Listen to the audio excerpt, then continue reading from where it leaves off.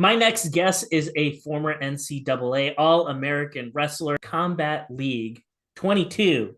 He made his amateur MMA debut and he submitted his opponent in only 34 seconds. I am pleased to have Mr. Chris Droege on my show. Chris, thank you for being here, my man. And you look good today, man. I like the hat. I like the ginger. You look fantastic. Thanks. Well, I appreciate you having me on. The hat I got actually out in Hawaii. Bruno gave it to me. So shout out to Bruno Pucci, the Pucci Bull. He gave it to me. And then I'll plug this real quick. The Can't Be Fucked With gear. There we go. This is one of my college teammates. He's out of Dayton, Ohio. He just started his own thing, little clothing brand. So figure I represent him a little bit. So, how does a all-American wrestler end up in Hawaii doing cool MMA stuff? That's a cool story. I want to hear what that experience was like. Why don't you fill me in on how that whole bit materialized for you? Sure. So before my fight, I got a text from Blake Perry, who's a mutual friend of ours and a professional MMA fighter. And he was like, "Hey man, do you think you'd want to like go out to Hawaii and train and be part of this world champions camp?" I was like, "What?" And then he kind of just like filled me in. So the guy's name is Christian Lee for the people who are listening, and he's the ONE FC 170 champ and now the 185-pound champ. He just had a fight for 85-pound champ. So I get this call from his dad, and he was like, "Yeah, so you got a wrestling background, a Greco background, and yeah, like talk to me about it." He had a phone call. I told him I just started fighting, and he was like, "Well, you know, let me know about after your fight. Obviously, if I get hurt during the fight, I couldn't come out because like my fight overlapped like the first or 2 weeks of his camp or something like that." Mhm. So I beat this dude, and I just immediately got in the locker room, called Christian's dad, Coach Ken, and I was just like, "Hey man, I can come out." He said, "Let's get it set up." And then next weekend, a week from that, I was out in Hawaii training with some of the best guys in the world. That is uh, number one. Like that is an amazing opportunity, and to like have the ability to like leave Ohio and like go basically to the other side of the planet, pretty close from Ohio anyway. It's pretty close, Yeah. right? And to just like train full time with these guys for a few weeks, that had to have been a really incredible experience for you. Yeah, absolutely. So like the first thing I really noticed, because when I got there, I just did a little shakeout, whatever, light workout, and Blake and Richie Lewis were kind of like, getting me filled in on what I need to know, and kind of like the guy Christian's fighting. I'm like, all right. The next day of sparring, dude, and it was like hit the ground running. Like Mm-hmm. so I don't know. It really opened my eyes. Like they don't play around. There's no downtime in practice. It's like we get there, it's very structured, and then it was like right to it. And there I was the only amateur that was out there. It was all pro fighters, and there's a couple UFC vets there, and a guy who fights in Ryzen. Obviously, two guys that fight in ONE FC, and then and Christian and Blake are both pros, and they're kind of fighting on the regional scene right now. And I'm like, dang. So Dang. we did five fives, or we did five fives at first, like five in a row, and then we had some other rounds, like so maybe we did like 7, 8 rounds. And I was like, yeah, this is like the real deal. Like, I don't know. It was an amazing experience, but that first day like really opened my eyes. I was like, geez, like this is what it takes to be a world champ. Talk to So me about okay, so I know about your collegiate background. I know that you're a two-time All-American, if I'm not mistaken. Is that accurate? A two-time yeah, so All-American wrestler? I was all American in NCAA, which is folk style wrestling. Mhm. That's like, where you're wearing the headgear and stuff like that. And then I was also an All American in Greco U23. So what that is like basically the age level team for America. So that doesn't have divisions. It's just anybody who's in college who's 23 and under. That's where the U23 comes from. whoever's trying to make the team like competes in those tournaments, and I took seventh at the or fifth or seventh, something like that, and that made me a Greco All-American too. So, So you but get yes, from I'm. you get from competing collegiately as a collegiate wrestler for many years, you go on to have a lot of success. What happened in your life to make the jump into MMA? Because you're talking about a huge change. Like, yes, it's becoming more and more common. Yes, like it's not completely unheard of to hear about wrestlers going into MMA, but nonetheless, like it's a huge jump. What was going like what motivated you? What made you want to try your hand at this? I mean, like I've been a fan of it for a while. Like especially like I can like remember some of the first fights I ever seen. I Mm-hmm. remember watching BJ Penn on TV. Like that was the first time I ever seen UFC or any kind of MMA. And like, dude, I was just like, dang, this guy's crazy. Like he was licking the blood off of his hands, and then just being like a casual fan throughout like high school and stuff, and hearing about like the big names like the Diaz, McGregor type of fighters like that, and then COVID happens, and I was like at the national tournament in 2020, and it got canceled. So that Mm-hmm. was like a common theme for NCAA. Everything got taken out in March. So from March to whenever stuff started really opening up again, I mean, like there was like odds and end training I could do. I actually built a wrestling room in my renting house, like the house I rent at school. I got Mm-hmm. mats and stuff in there and was training. And one of the All-Americans, the former All-Americans at Lake Erie, was like, "Hey man, like there's these two MMA fighters in Menor, and they just want some work. Like, you think you'd come wrestle with them?" I'm like, "Sure." So I go there, and then it's the gym that I train at. So shout out to those guys, Tony Tortorisi and DJ Yacobucci. That's my head coach. They were both getting ready for fights, and they were like, "Yeah, we're just looking for wrestling work. It's hard to find guys our size, especially right now with everything being crazy." It was like fall 2020 or something like that. Mm. And then I just was like sitting with them, and I'm like, "Yeah, like how do I get into this? Like this is pretty cool. I like this." And they were like, "You want to try sparring?" So like the very next day, my first workout with them is just cage wrestling, like working off the walls. The next day, they're like, "Yeah, here, we'll get you some gloves and shin pads. You should come spar." So that day, just a ton of fighters showed up. Like we have open gym at my place, so all these Cleveland and Ashtabula fighters just show up. Like, and dude, I got right to it. Like I was sparring pros on my first day. Oh, And I was just like, yeah, this is cool. I like no this. striking background whatsoever.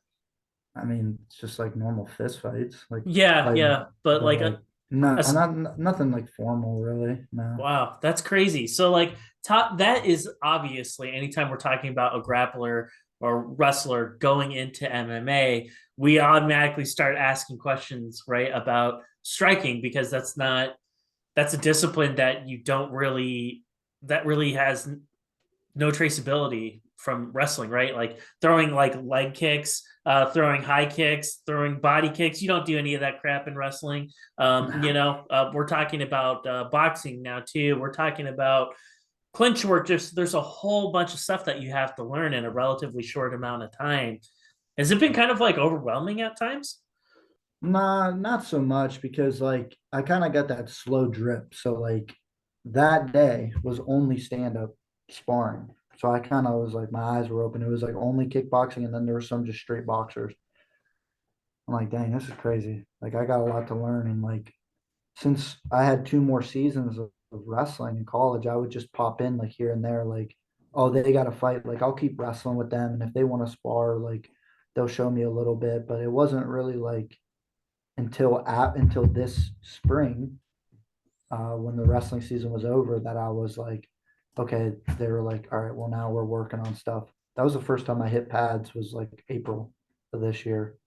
Like, doing anything like that, really focused bag work, like somebody showing you how to hit the bag, somebody showing you what to do, drilling stuff. Like, so I wouldn't say it was overwhelming. I would say it was like exciting. Like it's like new and brand new and fresh to you. Like wrestling, like there's so many different things, but it's like you see it.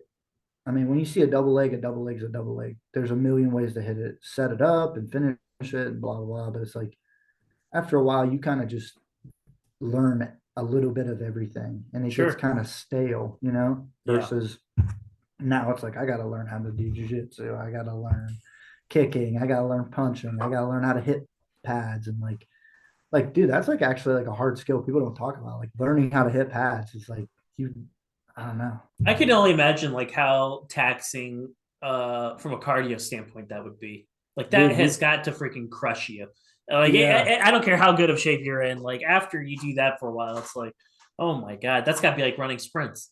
it really is, and it's interesting because it has a lot to do. It's just like it would just be like drilling. Like if you have a partner that's really pushing the pace, then yeah, it's going to be hard. But if you have somebody who's kind of like a slouch or it's just a really light drill, like yeah, it's easy. So it depends on who's holding the pads for you. The other thing is you have to adjust. So Mhm. I have three different coaches that hold pads for me, and every one is completely different. Some of them press you, some of them are on the outside, and then they're playing around with range. Some of them are faster than others. So just I mean, you got to adjust on the fly. Like they Mhm. call combinations differently, so you really have to learn. Like you just get a feel for it, just like a real fight. Like you don't know exactly what the person's going to do, so it's like you just pick up on it like while it's happening. Thinking about it from your standpoint, it's like okay, orthodox. I'm assuming you'd be an orthodox fighter, but then it's Yeah, like okay, throw a left high kick. It's like holy shit! Like how am I gonna yeah, do that? Like that's gotta like having to drill that other part of your body that you're not really used to using in that way. That's got to have been like a fish out of water experience. yeah. Some of the things, especially like you said, so like my wrestling stance is the same as my boxing stance, Uh which I huh. kind of got lucky with that. So, um, but when wrestling, you get so heavy forward footing, and then it's Mm-hmm. like MMA. Really, especially now, you don't want to be like that because those leg kicks, You dude. are done. Yes.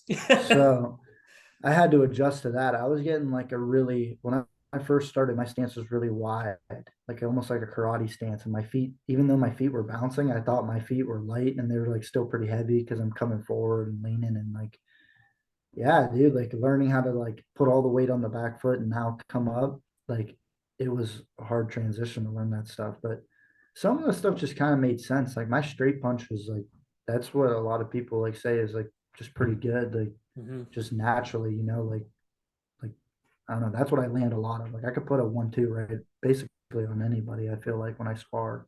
So then like the right, I don't know, right just head kicks just feel natural. Like they kind of just flow right off of my two, like 1-2, boom, 1-2, Mm-hmm. pop. Like, but Was there any part about learning MMA that was easier than you thought? And then was there an element of it that was like insanely difficult that you didn't really think it would be anything, and then you got into doing it, you're like, holy shit, this is really hard. I don't know. That's a good question. I guess like everything you kind of see at first is kind of just like, geez, Right. checking kicks is like a really hard concept to grasp. But I don't know if it's just for me or what, but like I kind of see that like not a lot of people check kicks, especially in sparring, because you got the shin pads on and like somebody really lays into you, it hurts, but it's not like bare bones. So it's like Right. the repetition of learning when to check and understanding checks. Like even guys who have been going for a while, they don't. I mean, it's at least for me, that was pretty hard to pick up on. But something that was kind of easy was just like dominant positions in jujitsu, like offensively, you know? Mm-hmm. So they're so similar to wrestling. Like they just call them different things. Like turtle position is just top, Mm-hmm. right? And then side control is like you're pinning somebody. And then like they call it back mount and in wrestling they call it the crab position. Like it's like these little things, like it's like, oh, that's like the same thing. And when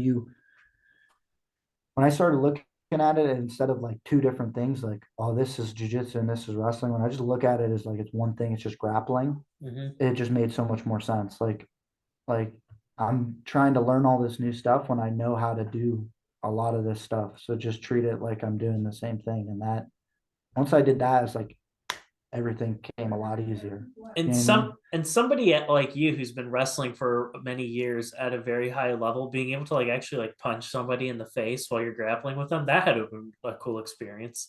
Dude, there's so many times like especially when you're in college and you're in like a hard nosed room, like I mean, we got in fist fights all the time, like especially the older guys, like Tyler Sure. Hughes. That's like my older brother on the team, dude. We used to scrap.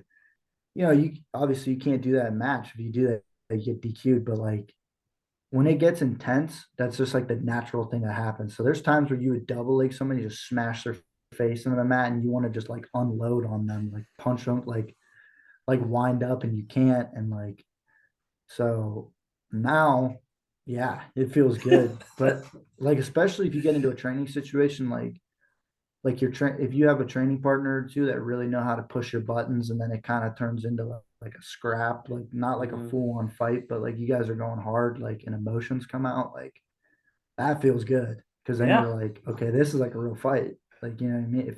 It simulates it at least to a degree, you know. absolutely. So yeah, answering that, yeah, it feels good. Where you were, you made your amateur debut at Ohio Combat League 22. I mentioned that in the intro that we cut for you. But this is an interesting one. I know it happens really, really often in MMA, but you are supposed to fight two other guys. The other two guys drop out, and you get a third body. At least according to Tapology, it may have been more. You end up fighting Eric Bell. You make your AMI debut against Bell, but on Tapology it says that you're supposed to fight Sam Glass. That fell through, and then Dakota Coates, and then that fell through as well. From your perspective, as you're getting ready to like make that walk, you're in a fight camp, you're getting ready to make your AMI debut, and then all of a sudden they keep throwing new names at you.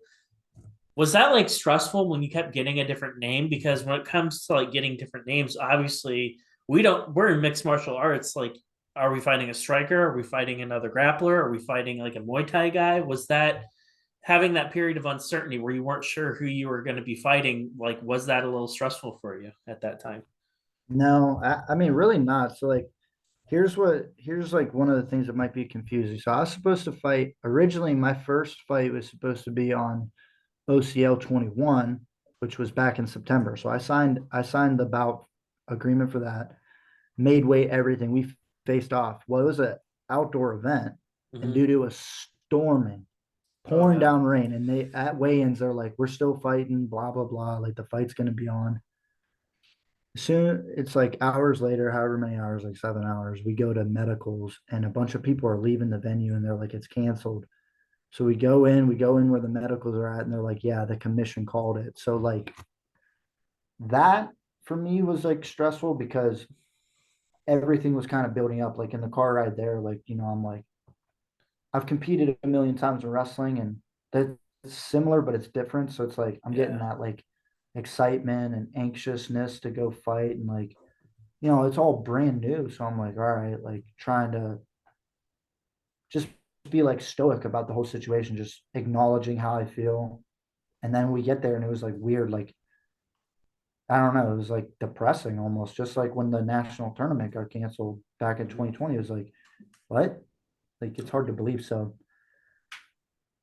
then they're like, whatever. So like the next day, they're like, hey, we're willing to sign everybody who was going to fight today or last night on the next card in a month. And the plan was to do that anyway. Mm-hmm. Like it was to just fight and then a month later get another fight. Like, so my coach was like, yeah, he's down. My coach handles all that. Mm-hmm. So like I don't talk to promoters at all. He handles that. So I trust him and he hasn't said no to anybody. Mm-hmm. So we we get that fight. That kid who I was supposed to fight September doesn't want to re-sign.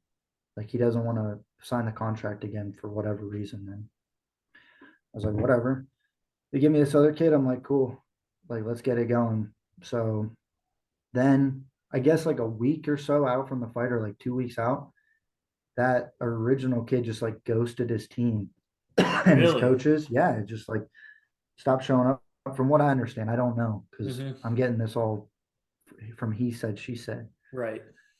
So it's the Wednesday, um, like it's like a week, it's like 10 days out from my fight or something like that, that Wednesday. And my coach sits me down. I was doing some bag work and he's like, hey man, I just want you to know, like, your fight's been canceled for like a week now. We've been saying yes to all these opponents and they keep saying no. Like, we're just trying to find somebody. He's like, he's like, this Saturday, there's a grappling tournament coming up. We can get you on that. Or it was like a fight to win card. He was like, if you want to do that, we can do that. Or keep fighting, or they keep trying to find a fight. I mean, but we're like 10 days out. And he's like, I don't know who's going to say yes in 10 days. Mm-hmm. So, like, literally the day before, so 2 days later, the day before that grappling tournament or whatever, the fight to win, I was willing to do that. I'm like, I just want to compete. Mm-hmm. Like, he's like, we got somebody for you. And I was like, cool. So then, like, I didn't know what to expect. And I don't try to, like, I don't know. I'm not trying to, like, think about it like, oh, now I got to try to find somebody else. Like, this is so stressful. I got to adjust. Like, to me, it's all the same thing. It doesn't matter who's going out there, what they're good at. I'm executing my same game plan. And if it's MMA, cool. If it's a grappling match, whatever. Like, I just want to compete and keep growing my skills. Like, especially right now, dude. I'm not going out there to protect anything, like protect a, like a slight win. Like, I'm going out there to just fight my ass off and get experience. So to me, it don't matter who it is. Like, I said yes to in that week. I said yes to four different opponents, if I'm not mistaken, and one of them was a heavyweight fight. The promoter said, you think you'd fight heavyweight?" And he asked me. I was like, "Yeah, let's do it." And we didn't. I guess that person said no. I don't know, because they didn't sign. We just get this Eric dude. I'm like, cool. So So you finally get Eric, yeah, and it's October 8th, and you show up to the venue, you face off with them, everyone makes weight, everyone's happy. And did you start getting like that like new wave of like excitement, like, okay, like we're about to actually do this now? Or is it still kind of like, okay, I've kind of been through this before, I kind of got that out of my system, now it's just kind of whatever? I think it was more so like the whatever feeling, because like I was laughing, like we were like warming up, hitting pads and stuff, and I was one of the earlier fights in the card, and I just like Right. look at my coach. I'm like, dude, like I'm so like not nervous right now. Like, I just feel so normal, like this another day. And like so many people try to say that to like psych themselves up, like, oh, this is just another day. Like, but that's how it really felt. And like felt like I was going to wrestle again. Like, I'm excited for it, but I'm not like anxious, like nervous and Right. whatever. I was able to just be very like cerebral and be like, all right, like this is what I do. So when I made that walk, like it was normal. Like, it wasn't like, oh, I'm about to get into this thing. It was just like, all right, like I know what I got to do. Dude's going to look at my wraps. He's going to look at my hands. They're going to put Vaseline on me, and then I'm going to walk in there. Like, Mm-hmm. it happened. I was the first one in, and it happened just like that. And while I was standing in there, like I watched Eric come out or whatever and do his thing, and like the whole time I'm just like, all right, here's what the game plan is. Like, let's just get right to it. And Talk that's to me what I. about your game plan. What was it? Obviously, but judging by the length of time, one would say that you're able to execute that flawlessly if you're able to get him out of there in 35 seconds. But or was there? Did you have one plan in mind and then just something else happened? Yeah, more. That was more so. So like, as soon as I started seeing him backpedal, like you kind of just like pick up on things like through sparring and stuff. Like, oh, when somebody's on their heel, they're going back. So I seen Mm-hmm. him. I if you like when you see the video, I come out and then I kind of like get off on an angle and I just start seeing him backpedaling. So I just shot immediately because I closed distance enough with just having my hands out, like fainting, and then I just saw it. So I just like took a shot. I didn't really like think about it like, oh, I'm gonna take a shot. I just like I recognized his heel. He was back on his heels, so I just shoot. You know, and then I Yeah. got right to it. Like, it was exactly like how it is in training all the time. Like, Mm-hmm. I get on top of somebody, I'm looking to get to a dominant position and win. That's it. I don't think about like, oh, I got to go here, transition here. I just like execute what we do all the time. Like, don't fuck around. Don't try to like do something sweet or whatever. It's just I know what the pathway to victory is, so just do it. You And know. then you did that, and then as soon as you sunk in that choke, you had to have known it was over.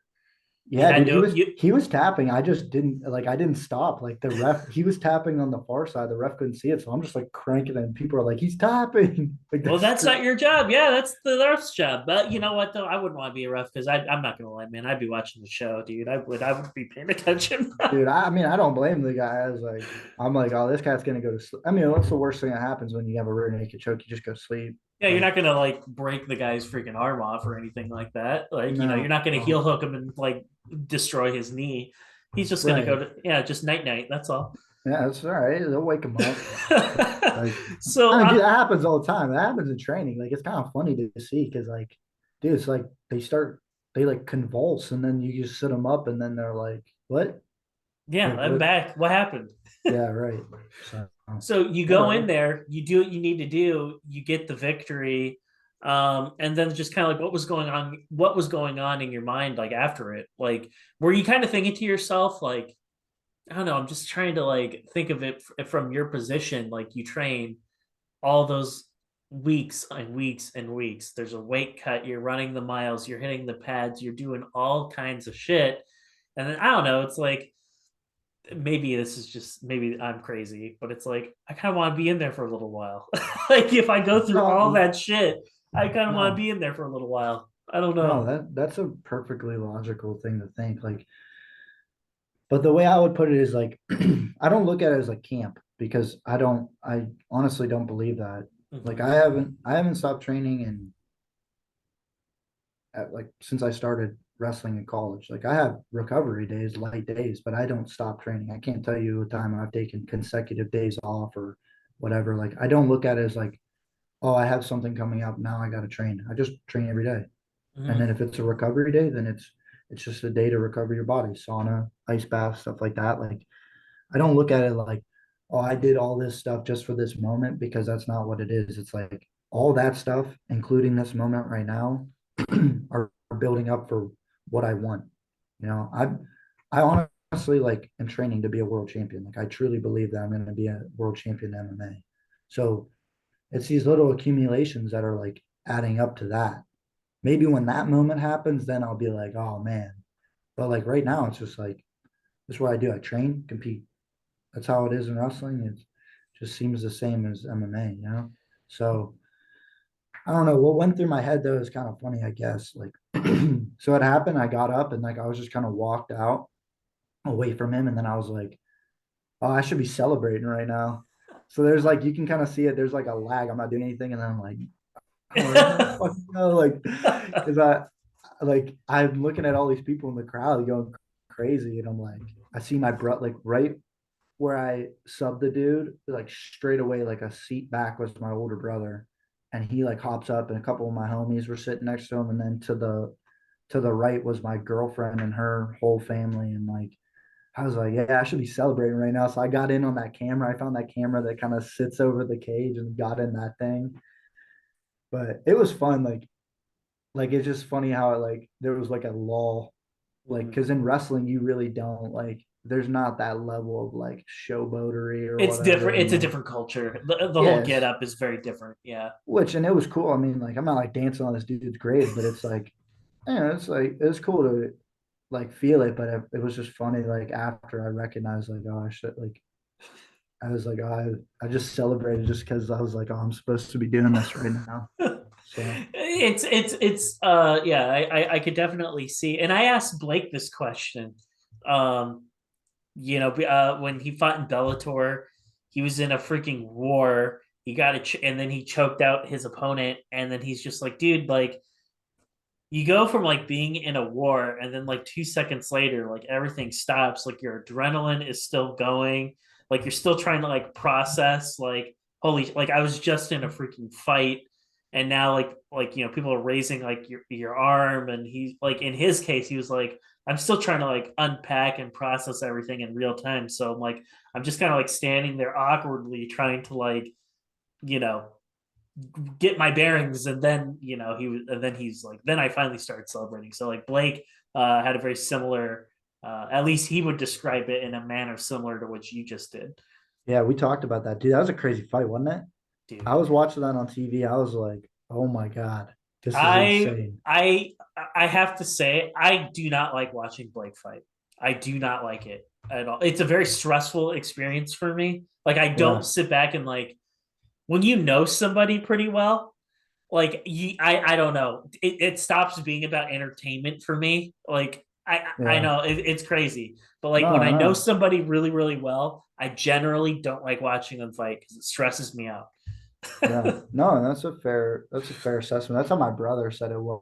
Like he drove down from Youngstown to Columbus. Like that's where I'm from, is Youngstown, Ohio. And it's like a 2.5 hour drive, something like that. And he's like, dude, I had just like crazy anxiety just driving down. And like, he's like, I felt like, because he asked me how it felt like after, and I kind of explained, he's like, dude, that's how I felt. Like all this like emotion came out because he's like, I don't know. He's like, you're my little brother. Like, I just don't want to see like some crazy shit happen to you. So he drove me back and we're just like sitting talking about it. And like, he's like, dude, it was like, I don't know. He's like, I would feel more stressed watching you than if I had to go out there. So I'm like, Those I don't pre-fight know. nerves are a real thing for a lot of people. You know, they really Dude, are. yeah.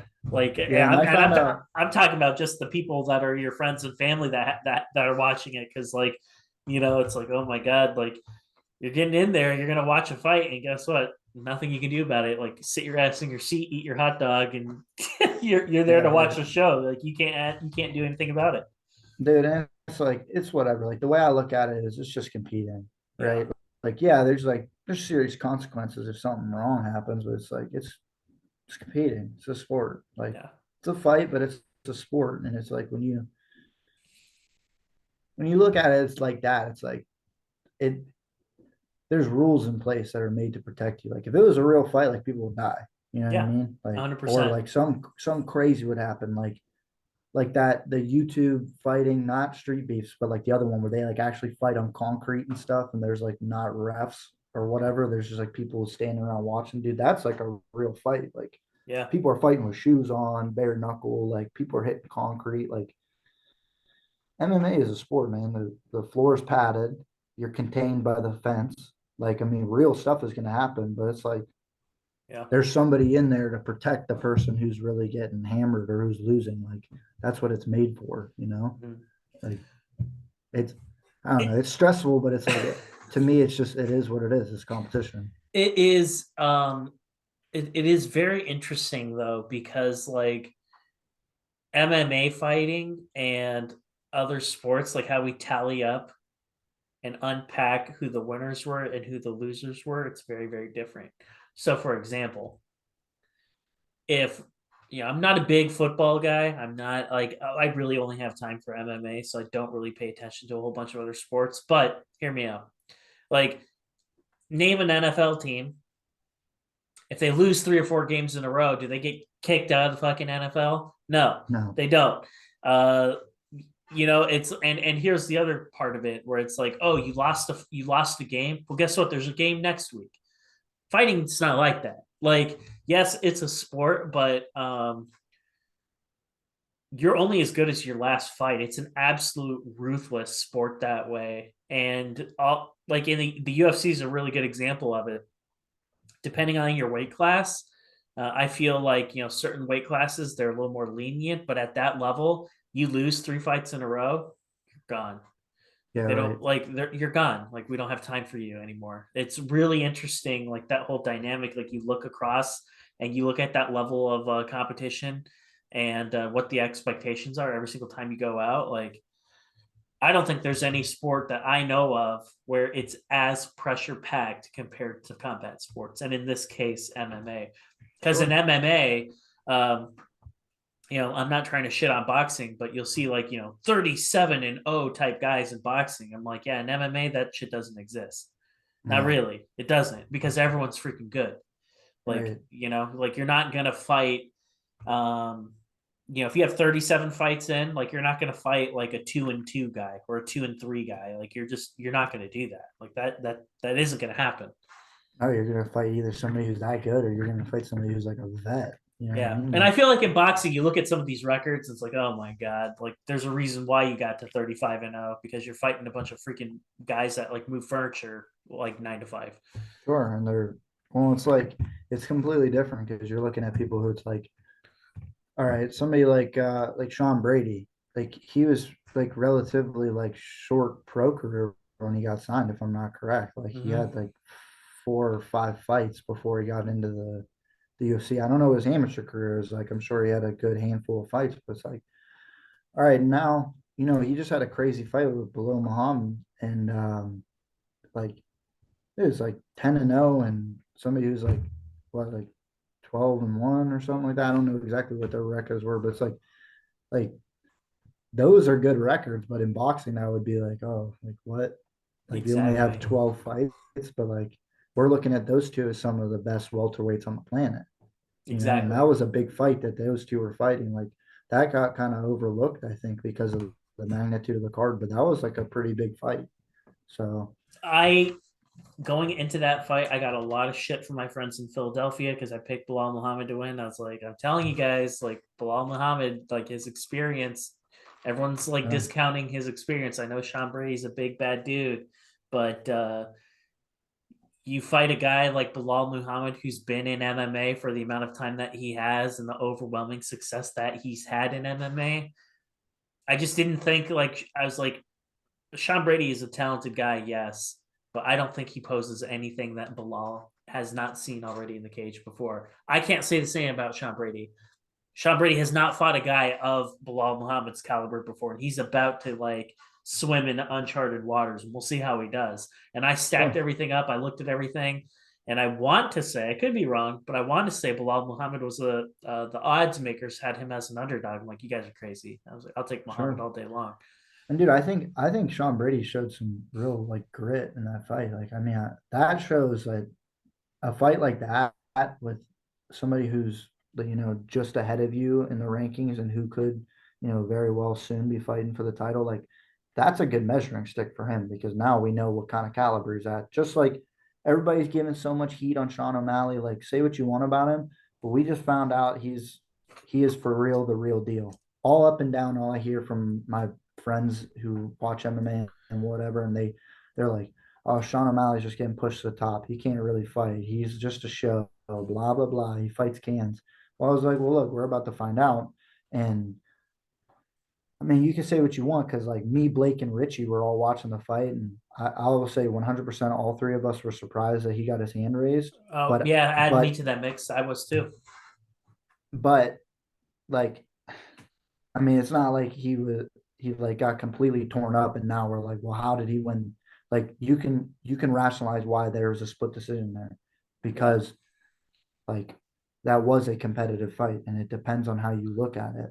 So we just found out like, okay, yeah, he's the real deal. Like, Mm-hmm. you know what I mean? So we just found out like Sean Brady's the real deal. For the people who didn't know who he was and just knew his record, like we just found out that dude can scrap, and like he's the truth. Just like all these other guys, like it's hard for people who are on the outside to say like, oh, like are they really that good? Well, if they're in the UFC, they're probably that good. Now it's just Yes. how do they stack up against the other people that are that good? Mm-hmm. There's no, as much as people want to talk shit on fighting and stuff, it's like you can't realistically say somebody's in the UFC or ONE FC and they're trash because like, you're ridiculous for saying that. Like, Mm-hmm. or if you say that about maybe there's questionable fighters in Bellator that they sign just to like get some other Yes. guys, but like they're top level guys. Like if you're in the rankings or close to the rankings, like you're legit. You're a Yeah. legitimate fighter. So people who talk shit on them and they're like, well, they're not that good. Well, it's like, well, how do you know? You never fought. Like Yeah. if they're hanging in there, we're gonna just see how good they are. Mm-hmm. It's not saying they're bad. It's just we're gonna see how they stack up. You know what I mean?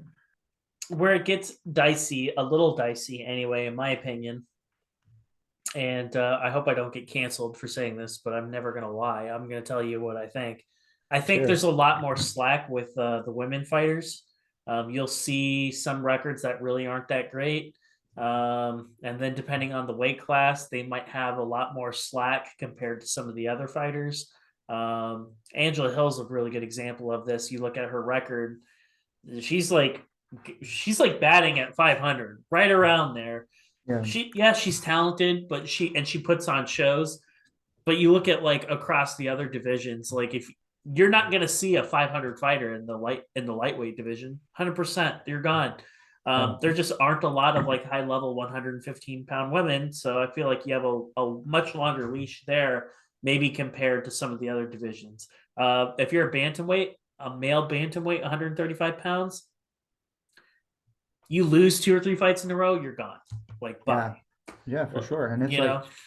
it is what it is. Like that's just the nature of it. And it's like, and we have to cut slack to the women fighters because it's like emerging still. Like it's Yeah. even though it's established and we have great champions and we have great contenders, it's still weak in a way because of the depth isn't there yet.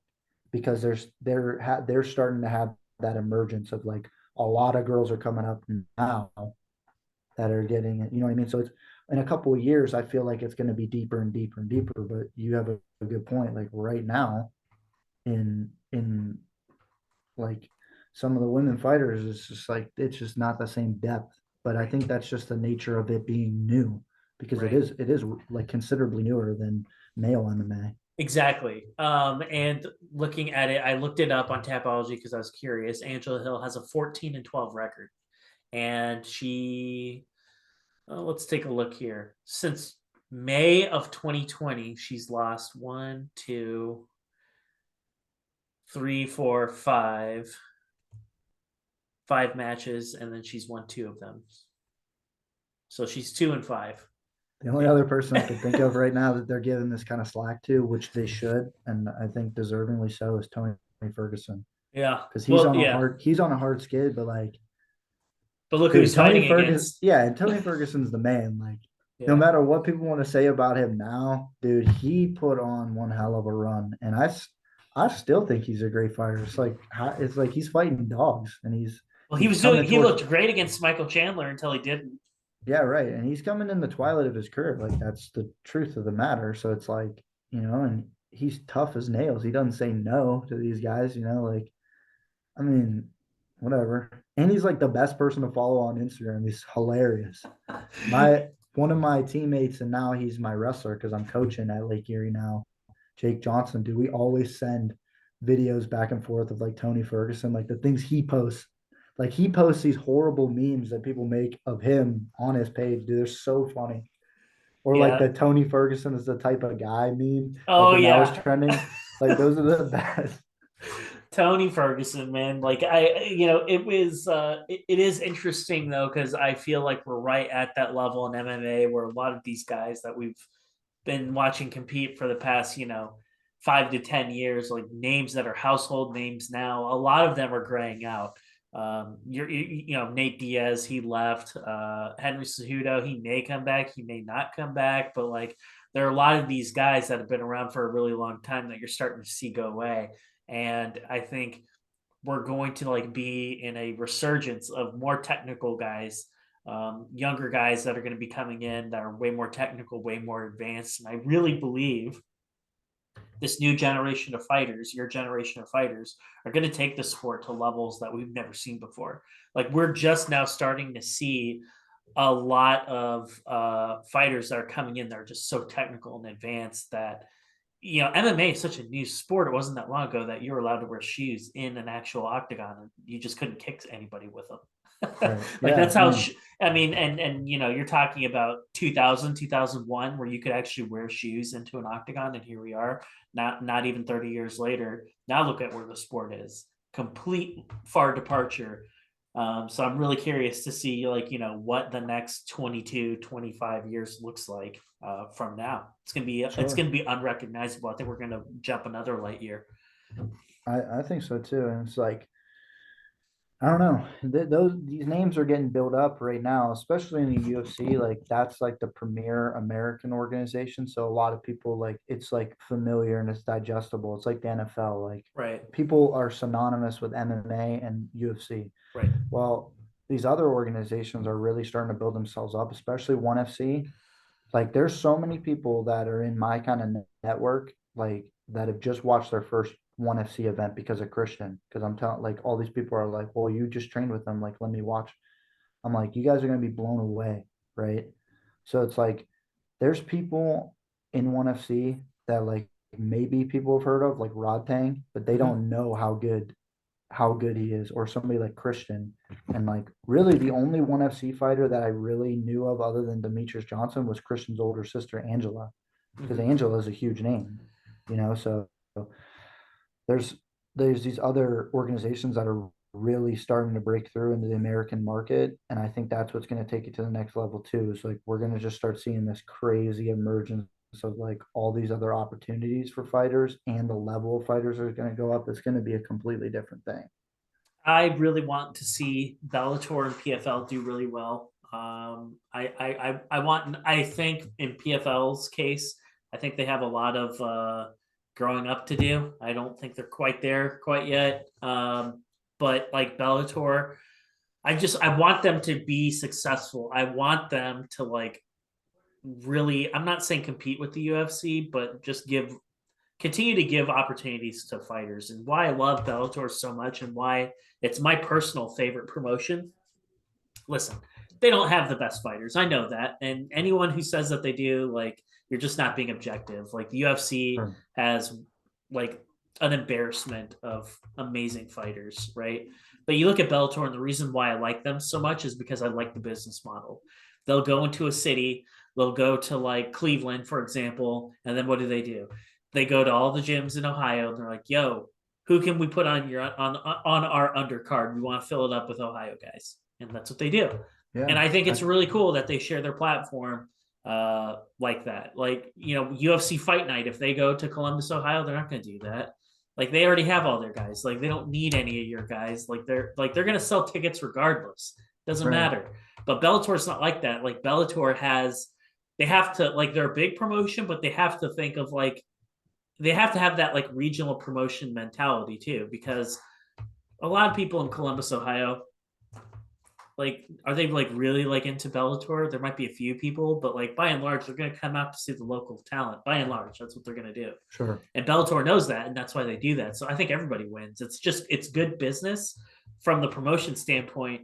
But it's also the fight. It's also set up in a way where the fighters can benefit, right? Because it's like, wow, you get a fight on Bellator, like your fight might be on Showtime, or it's going to be streaming live on YouTube. Millions of people around the world are going to be watching, and they'll sign you to like a one fight deal just to do that. And Blake was able to benefit from that, and that's why I love it so much. Is because you're just Yeah. not going to see that. You're not going to see another promotion do that. Yeah, absolutely. Talk to me before I let you go. We'd be remiss to not talk about it. We got another fight coming up. You are going right back out there. It has not been a very long time, and from your previous fight, and you're going back out on December 17th. You're going to be taking on Nick Nash at Cage Thunder 18. Talk to me about Nick. Talk to me about this event. So as far as I know, right now he has 6 fights. He's like 5-0 and one no contest. I don't really watch a lot of film. I mean, Mm-hmm. I looked at the videos, but really my coaches handled that.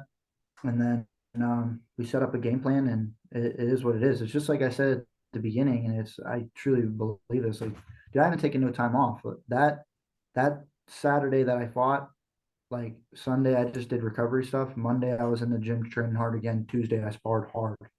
Right? Like, I mean, I I just don't take no time off. Like, it, I don't believe in it. I love training. Like, I'm always ready for a fight.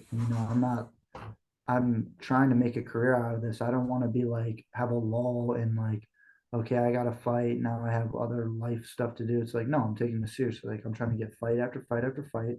I want to have a short amateur career. I don't want to rush into being a pro, but I want to get this experience because it's like I want to get cracking on this, dude. I got like a 10 to 12 year period where I can really be at the top, and that in that time getting there and getting to like a world level and world championship fights, like it's a pretty short window, So it's Yeah. like I'm just trying to get cracking at it, and I like to compete, dude. I'm not scared to go out there and fight. I mean, like, it is what it is. I know exactly what I'm training for. You know, he's ready to fight. I'm ready to fight. Let's get it. Like, I was willing to take a fight in November, but I got that chance to go out to Christian Singh. I can't pass that up for one amateur fight. You know what I Yeah. mean? So I was Well, willing to have two back-to-back fights. I was planning on fighting in September, and then I had my fight in October. Like that, all I know is that I'm ready to go and I'm ready to scrap. And I've been training hard. I'm ready to just do what I always do. Like that's it. your opponent, Nick Nash, looking at his record, it looks like he's had a lot of success leveraging chokes. No one's been able to go the distance with him to date. And when you look at a guy like that and you look at his track record of good chokes, good jujitsu, I assume, in your mind, does it make you think like, okay, like I know that he's good at the chokes. I know that he's showing a proficiency for that. Does that make you have to like approach this one maybe a little bit differently, or are you just going in there like adamant about what it is that you're going to do? I think so because I train with high level jiu-jitsu guys, like high level. Like one of my most consistent training partners is a black belt, and then Mm-hmm. my other consistent training partner, who's my head coach, is a brown belt. Mm-hmm. And it's like the belts don't necessarily mean anything, but I mean I know at the level these guys are at. Like Right. I was just training at a local jiu-jitsu gym here, and I roll with their black belt, and like I mean it's a Mario Sperry gym. Like it's a good gym, you know. It's Mm-hmm. like they have tough guys. Their white and blue belts are tough. Like they're not slouches, you know. And same with my gym. Like the two gyms that the gym I'm in, and then the gym we're connected with. Um, we have a ton of upper level guys, like upper belts and guys who compete consistently, like are going to the world tournament in a couple of weeks, and like they're serious competitors. So I know what it's like to train at that level, and I mean, yeah, that's definitely something that can happen. But it's like I have good jujitsu too. I just don't like. I hit one of the most basic chokes, but it was because it was there. Like Mm-hmm. I have a pretty good understanding of jujitsu. It's not like I'm like trying to talk it up, but you know, like my grappling isn't something to be like overlooked about. So I'm just gonna go in there and work on the things that we've been working on and the things that my coaches want me to do. It's like it is what it is. It's a I fight. I'm, that's it. That's the bottom line. Well, you hit on something, Chris, that I think is kind of funny because it's true. I can't say who it is because I don't know if he wants people to actually know this. I know a no belt, never put on a gi in his entire life. All no gi stuff, right? Goes into an MMA fight against a jiu-jitsu black belt, chokes him out. And he's just like, dude, I don't. And I asked him about it. I was like, dude, holy shit, you just choked out a black belt. He's like, dude, I choke everybody out. He's like, dude, fuck your belt. I don't need a belt. I don't want a belt. I'm good. And yeah, no, you hand him a belt and ask him to tie that, he wouldn't even know what to do. Like he just never put on a gi in his entire life, and like I just think that's cool. Like, and I think it just goes to show you, to your point. I think we in the MMA community we get so wrapped up on like the belt system and then the belt grades and who has what. And at the end of the day, 99% of that time at that level, that shit doesn't matter. Not at the No, it UFC doesn't. level or at the very high regional levels, that doesn't matter. It's a good. I was literally just talking to somebody about that last night. Um, it's a good thing because it like helps promote like the fight. Like say like Israel Adesanya comes out, they mention that he's a purple belt, but it's like Mm-hmm. I mean, dude, this is a world one of the best fighters on the planet. We know that he has an understanding of jujitsu. Like maybe we don't see it all the time in fights, but like we know that he understands chokes and escapes and top position. Like Mm-hmm. he wouldn't be a world champion without it. Just because we see him control everybody and keep it on the feet doesn't mean he doesn't have an understanding of it. So it's like that it doesn't matter. It doesn't matter. Yeah, I train it all the time, but I'm not fixated on my belt. I'm fixated on getting better. Wrestling, there is no belt system. You Right. only go purely off of your achievements. What have you done? That gives you credibility or not. So that's it. 100%. So, what do you want to tell for your supporters that are going to be going to watch you fight next month? And do you have a message for the people, for the good people out there that are going to be watching you fight? And is there anyone that you need to thank for paying your bills before I let you go? Uh, I don't have any sponsors yet, but I would like to give a shout out to a couple different people. So first and foremost would be my gym up Upgraded Industries. It's outside of Cleveland, Ohio. You know, my head coach, DJ Yakabuchi, that dude's really becoming like a really, really close person in my life. You know, I had a good phone conversation with him on Thanksgiving and just talking about where we're going and everything. And like, I mean, that dude means a lot to me. And he's helped me out a whole lot. Dude doesn't ask anything from me. You know, he doesn't, I don't know. He's a very selfless person, and he just goes out of his way to get the things that I need and the things that my teammates need at the gym. So I'd like to thank him. And then the head coach of my college team right now, Boomer Fetchko, you know, he invited me onto the staff to be an assistant coach, and he's very lenient about training. He's very supportive of my career. He was never my head coach. Like he wasn't my coach at all in college. When I finished this year, my head coach left. So he is very, very supportive for never being my coach. He looks out for me. He was one of the people who was like, dude, you have to jump on this opportunity to go out to Hawaii. So definitely him. And then, you know, the friends and family, my friends are really supportive. They drove down for my Dayton fight, my Columbus fight, and they're going to be there in Akron. So them and then my girlfriend too. I mean, they all kind of ride together in like a little caravan. So I appreciate their support. They're very understanding of the things I have to do, the time that I really don't make for them because I'm training. So I got to shout them out for sure. Hey, I think you are a natural at thanking all the right people that you need to thank. Are you selling tickets for the event? How can people get tickets to attend the event? And do you know if it's going to be on pay-per-view or anything like that? Yeah, it is going to be on pay-per-view, and the easiest way to probably find it is just off the Cage Thunder's Facebook because you know it'll just bring it right to their website and wherever the tickets are at. So that's where I would check that out. Cage Thunder MMA. And can people buy tickets from you? So I think they do it on that paywall, just like Ohio Gotcha. Combat League. So when you type it in, you just type the fighter's name, and it goes straight to me or whatever. I don't know exactly how that works. So make sure you guys do that. If you are intending to buy the pay-per-view, search for a fighter field or a referral code. And typically there's like a drop down menu, and then you could just pick the fighter that you're there to support. It's really important that you guys do that. We won't get into all the reasons as to why, but just make sure you do that. Let them know that who you're there to support and see. Chris, thank you so much for your time. Really appreciate it, my man. And I'm looking forward to talking to you again when you're 2-0. Absolutely. And you know, I'm gonna make some time for you. I appreciate you setting time away and getting me on here and you know, just kind of helping me get my name out. And I'm glad to be a part of what you're doing. I think it's really special. So just keep growing it, dog. Yes, sir. We'll be doing it again soon. Thanks, Chris.